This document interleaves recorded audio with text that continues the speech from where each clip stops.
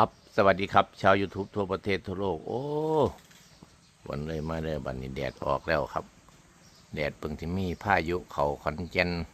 2 มื้อแล้วครับวันนี้มื้อนี้เพิ่งที่เห็นแดดเอา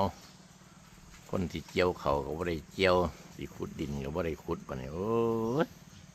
แต่นายครับเพิ่งที่เห็นแดดแจ่มใจคนสิริพัฒน์นี่สิได้ล่าเจียวเขาแล้วเอารถแมคโครคุ้มไว้อย่างเดียว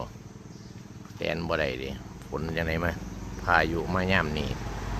เอาขอให้แรงให้แห้งเลยเด้อปีนี้เอาคนที่เกี่ยวเขาเกี่ยวน้ำแล้วแดดออกแล้ว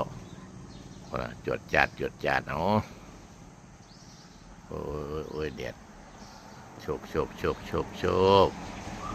มาตกย่ำได้มาตกย่ำคนที่เกี่ยวเขาฝนเอาแดดดีแล้วนะอารมณ์ดีแล้วเอาจวดจัดสวัสดีครับผม